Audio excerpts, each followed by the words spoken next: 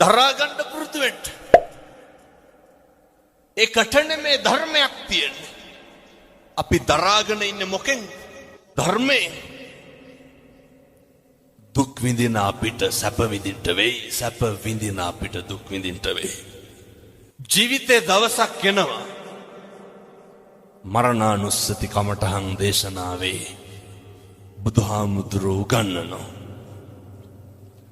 ඔය මේ ඉඳගෙන ඉන්න විදිහට නෙමෙයි සමහර විට හෙට ඉන්න වෙන්නේ. ඒ හින්දා දරා ගන්න පුරුදු වෙන්න. අර මතකද දැන් අවුරුදු 2ක් විතර ඇති දක්ෂ ව්‍යාපාරිකයෙක් තාත්තා කෙනෙක් කෝටි ගාණක බිස්නස් එකකට එළියට බැස්සා. බහිනකොට ගෙදර හිටපු පොඩි එකා ගල් කැටයක් අරගෙන කාර් එකේ අතුල්ලනවා. තාත්තා ඩිකිය ඇරලා ඩිකියට දැම්මේ බ්‍රීෆ් කේස් එක. ඩිකිය තිබ්බා වීල් බ්‍රෂ් එක. පොඩි එකා ගල් කැටෙන් අතුල්ලනවා කාර් එක. කේන්තිය කොච්චර ආවද කියනවනම් අර වීල් බ්‍රෂ් එක අරගෙන කොල්ලට ගැහුවා. දමලා ගැහුවා. පොඩි එකා කරන සමහරක් දේවල් දිහා බලලා සතුටු වෙලා නැද්ද තාත්තලා? එහෙමනේ. ප්‍රතිරූප ගොඩ නගන්න එපා. මේ වචනේ නම් කියන්න පුළුවන් පැය 4ක් විතර. මේවා හරි මධ්‍යස්ථ වෙන්න. දුකක් ඇති වෙනවා නම් පින්නතුනේ, ප්‍රශ්නයක් ඇති වෙනවා නම් මැදිහත් නොවීමේ නිසා නෙමෙයිද? අර පොඩි එකා මොකක්ද අර කාර් එකේ ඇඳලා තිබ්බේ? කොල්ල ගල් කැටයක් අරගෙන කාර් එකේ ලියලා තිබ්බා. මම මගේ තාත්තට ගොඩක් ආදරෙයි කියලා. පුරුදු වෙන්න ඉවසන්න. තප්පර 30ක් ඉවසලා බෙල්ල හරවලා බැලුවට නම් ගහයිද ගල් කැටේ වීල් බ්‍රෂ් එකේ? මම මගේ තාත්තට ආදරෙයි කියලා ලියලා තිබ්බේ. ජීවිතේ ඉවසලා බැරිම තැනක් යනවනේ.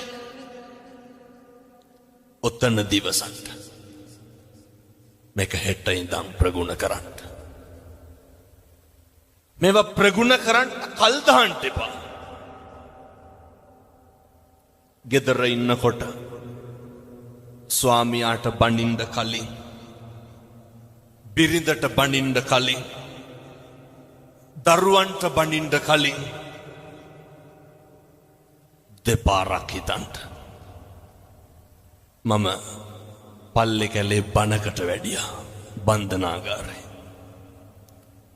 අවුරුදු 22ක විතර තරුණයෙක්. අඬලා වැඳලා කිව්වා, හාමුදුරුවනේ එළියට ගිහිල්ලා මේක කියන්නලු. කවදාවත් අනුන් හින්දා අපි කාට හරි ගැහුවොත් අනුන්ට ගහන්නේ නේ. විඳවන්නේ කවුද? අපි. පුරුදු වෙන්නලු එක විනාඩියක් ඉවසන්න. බන්ධනාගාර අධිකාරිවරයෙක් ලිපියක් ලියනවා. මරණ දඬුවමට උරුමකම් කියන හිරකාරයෝ 100ක් කරගෙන අහන්න හේතුව විදිහට මොකක්ද කියන්නේ? මහත්තයෝ එක විනාඩියක් ඉවසපු නැති එක. එක විනාඩියක් ඉවසුවා නම් මොකද වෙන්නේ? පිහියෙන් අනීද? වෙඩි තියයිද? බෙල්ල කපයිද? නැහැ.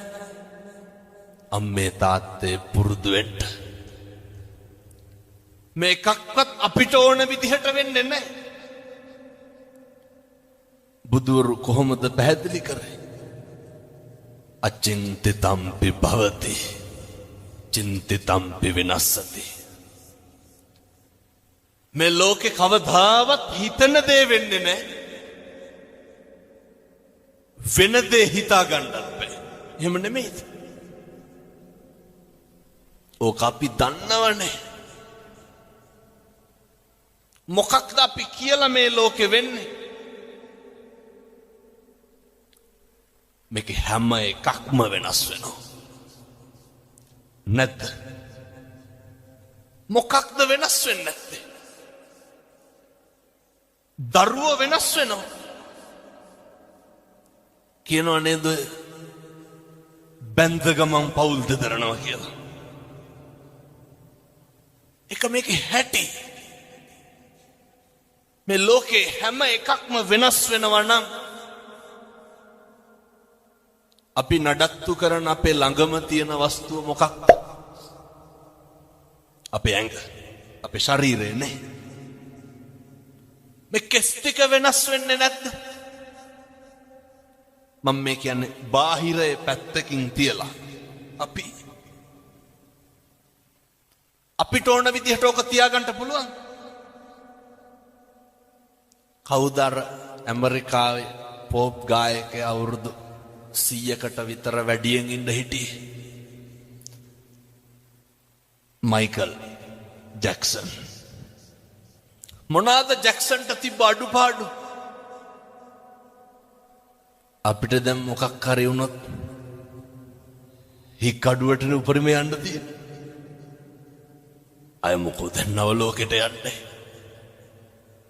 ඔය තියෙන එක දාගෙන යනවා. මයිකල් ජැක්සන්ට මොනවාද නොතිබ්බේ? ඇඟේ හැම කොටසක්ම ගබඩා කරලා තිබ්බනේ. දක්ෂ පක්ෂකම් තියෙන වෛද්‍යවරු 24 පැය සූදානම්ෙන් හිටියා. මරුනේ නැත්. අපි ගැන කවර කතාවද? කොරෝනා තිබ්බනේ නේ. මහරජා මරුනේ නැත්. මොකද සල්ලි නැතුවද? මංගල සමරවීර මහත්තයා දඩබ්බර සල්ලිකාරයෝ මරුනේ නැත්. ගම්වල අපිට තිබ්බේ දෙතුන් පාර හොදපු මාස්ක් එක විතරයි. කම්මං දල්හං කින්ති කරෝමි. කර්මය දැඩි වුණාම හැම එකක්ම මේක වෙනස් වෙනවා. මතක තියාගන්න. තල්ල කඩි කාලා මිනිස්සු මැරෙනවා, නයි කාලා බේරෙනවා. එහෙමයි. අපේ කියලා අපි තියාගෙන හිටපු අපේ මේ ශරීරය මේකේ දවසක් එනවා. අර බුදුහාමුදුරුවෝ ගන්නන්නේ මගේ නිකන් ටැග්ලයින් එක වගේ තියෙන්නේ අත්තාහි අත්තනෝ නැත්ති. හරි සනාතනයි. අපේ අතින් අපිට වතුර ටිකක් බොන්න බැරි දවසක් එනවා. එහෙම නෙමෙයිද? මොනවාද වෙනස් වෙන්නේ නැත්තේ? දරුවෝ වෙනස් වෙනවා. බිරිඳ වෙනස් වෙනවා. පෙම්වතා වෙනස් වෙනවා. බාහිර ලෝකයේ කවර කතාද මමත් වෙනස් වෙනකොට. ඒ හින්දා කිසිම දෙයක් ගැන අධිතක්සේරුවෙන් ඉන්න එපා. අතීතං නානු සෝචන්ති නප්පජප්පන්ති නාගත පච්චුප්පන්නේන යාපෙන්ති. බුදුරු දේශනා කරේ. අතීතය ගැන හිතලා දුක් වෙන්න එපා.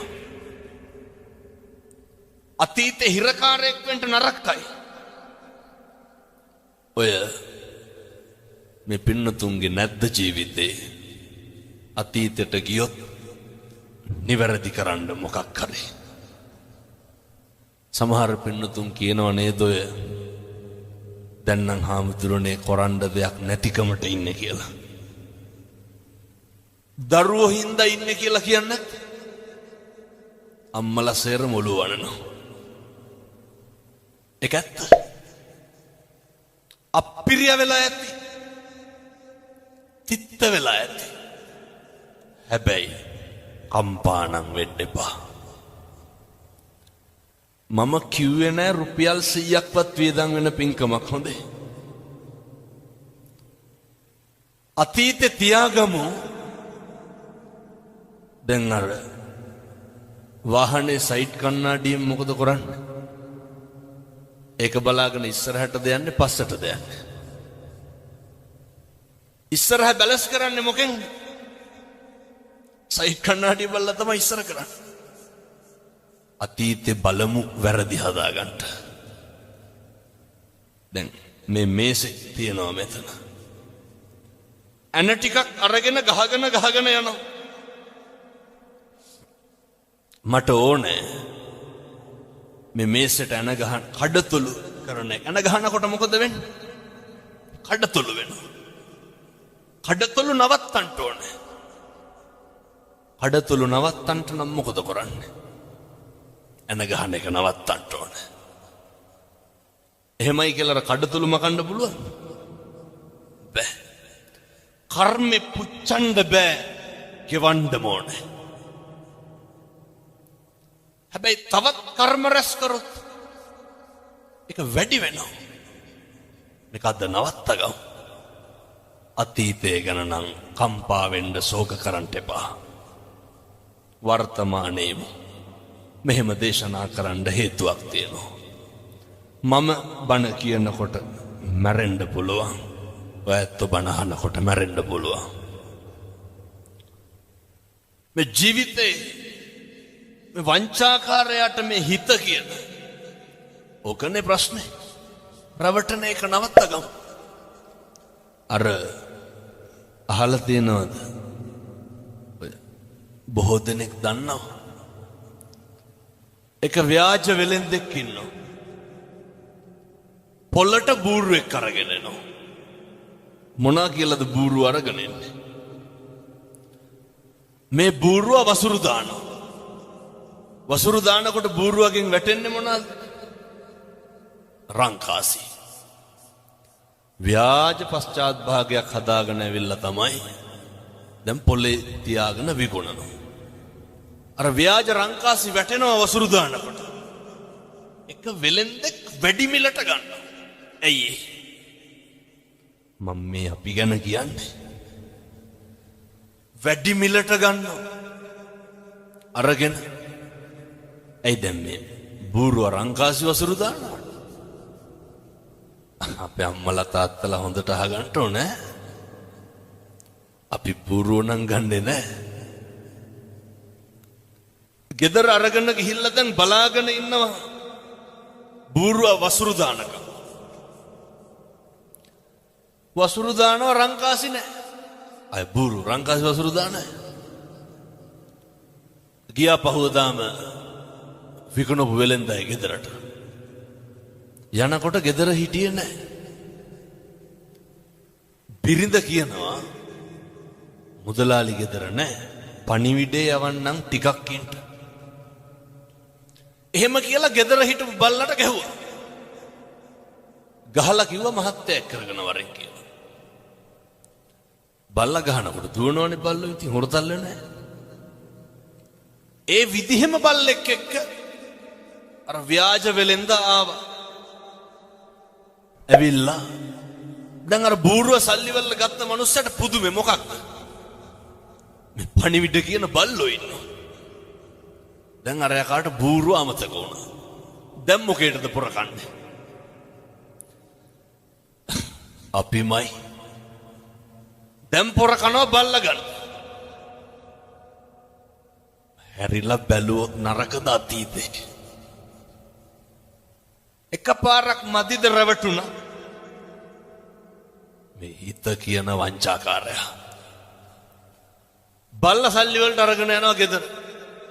ගිහින් දීලා බිරිඳට කියනවා මං ඒ කියන විදිහටම කියන්න.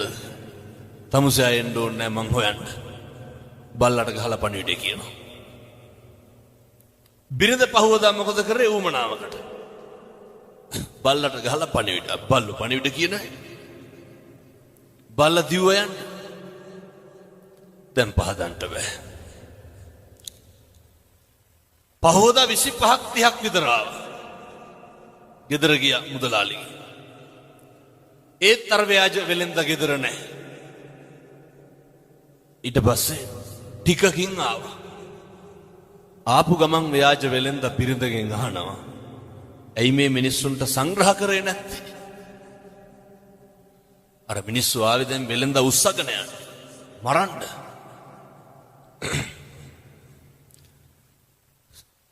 සංග්‍රහ කරේ නැත්තේ ඇයි කියලා අහන්න ගමන්ම ව්‍යාජ වෙලෙන්ද මොකද කරන්නේ? ව්‍යාජ පිහියකින් බිරිඳගේ බෙල්ල කපනවා. ව්‍යාජයි හොඳේ. අර ගෑනිත් වැටෙනවා. අර ආපු මිනිස්සු සේරම තක්කු මුක් වෙනවා. මොකේද? බෙල්ල කැපුවානේ. අහනවා ඇයි මැරුවේ? නෑ මට කේන්ති ගියා ඔය කට්ටියට සලකපු නැති හින්දා. දැන් මිනිස්සු අහනවා දැන් කොහොමද පණ ගන්න?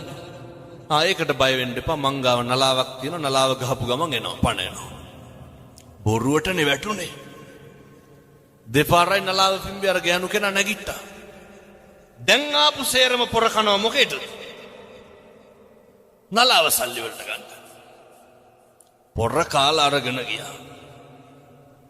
ඔය අපේ තාත්තලාටත් හිතිලා නැද්ද එහෙම? කොච්චර කියලාද මේ අම්මලාට තෝ මරනවා කියලා. මේ පැතිවල එහෙම කියන්නේ නැතුව ඇති. මං කියන්නේ අනිත් පැතිවල ටිකක් තඩි ඔට්ටු තට්ටු වෙනවා වැඩි ගෙවල් වල. තාත්තලා කොච්චර කුණු හරපෙන් බැලලා ඇද්දනේ. මං කියන්නේ එහෙමයි බොහෝ පිරිස්. මෙහෙම කියනකොට තාත්තලා හිතන නැති. ඕකේ අනිත් පැත්ත. කෙසේ හෝ වේවා නලාව අරගෙන ගෙදර ගියා. පැත්තකින් තියලා දැන් හැන්දෑවේ ගෙදර ඉන්නකොට ගෙදර දබර දෙන්නගේ. නලාවක් තියෙන එකේ බය වෙන්න දෙයක් නැහැනේ ගහලා මැරුවා. ටිකක් ඉඳලම පිඹින්නම් කියලා හිතලා අරගෙන පිඹිනවා. පිඹට මල කඳන් වලට පණ එන්නේ. බූරුවට රැවටුණා, බල්ලට රැවටුණා, නලාවට රැවටුණා. මුළු ගමම ගියා ව්‍යාජ වෙලෙන්ද හොයාගෙන. අරගෙන ගිහිල්ලා ගෝණියකට දාලා කට බැන්දා. ගමම යනවා දැන් ගම් මුහුදට විසිකන්න. යනකොට මහන්සියටත් එක්ක මග තියලා පොඩ්ඩක් බුදිය ගත්තා. ගෝණිය හේතු කරලා හරක් 300ක් දක්කගෙන වෙලෙන්දෙක් යනවා. එඬේරෙක් යනවා. මේ ගෝපල්ලා බලනවා දැන් අර මිනිස්සු බුදු ගෝණියක් තියෙන. කටල හෙලා බැලුවා. ඇතුලේ කවුද හිටියේ? අර ව්‍යාජ වෙලෙන්ද. ගෝණිය ලැහෙනකොටම වෙලෙන්ද කියනවා ගෝපල්ලාට කෑ ගහන්න එපා. මේ මිනිස්සු එක්කහුව වෙලා මම මේ හොඳ තැනකට කසාද බන්දන්න අරගෙන යන්නේ මං කැමති නෑ. ගෝපල්ලා කල්පනා කරුවා මොකක්ද? හොඳ තැනකින් බැඳ ගන්න පුළුවන්. ඉවරයක් තියනවද මේ රැවටෙන එකේ? වහිනා වෙලා ඇහුවා වගේ නෙමෙයි හොඳේ හැදෙන්නත් ඕනේ. අපි හැදෙන්නේ නැහැ. අය මේ ජීවිතය යන පළවෙනි බණයි. කොච්චරවත් අහලා ඇති ඔයිට කලින්. ගෝපල්ලාට කියනවා තමුසේ කැමති නම් හොඳ තැනකින් බැඳ ගන්න පුළුවන් ගෝණියට බහැපන්. ගෝපල්ලත් ඒකමයි කාර්යය කියලා ගෝණියට බහිනවා. ව්‍යාජ වෙලෙන්ද කට බැඳලා හරක් ටිකක් තරම් ගෙදර යනවා. ගමේ මිනිස්සු මොකද කරන්නේ? ගෝණිය පිටින් අරගෙන ගිහිල්ලා මුහුදට විසිකනවා.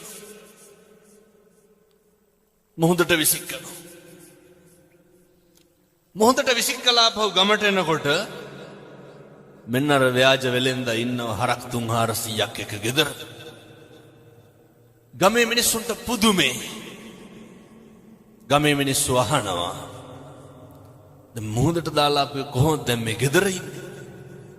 ව්‍යාජ වෙලෙන්ද කට උල් කරලා කියනවා ඔයාලා මාව මුහුදට විසික්කා. මේ ශ්‍රියාකාන්තාව වැඩියා. මං වඩා ගත්තා. හරක් 300ක් එක ගොඩින් තිබ්බා. දැන් ගමේ උන් පොර කනවා මොකේද? ශ්‍රියාකාන්තාවගෙන් හරක් ගන්න. අහනවා ව්‍යාජ වෙලෙන්දගෙන් අපිටත් බැරිද අරන් ගන්න. ලැජ්ජ නැති හැටි. වෙලෙන්ද මොකද කියන්නේ? පුළුවන්. මුළු ගමම බස්සනවා ගෝණි වලට. කට බැඳලා ගිහිල්ලා මොහොතට දානවා.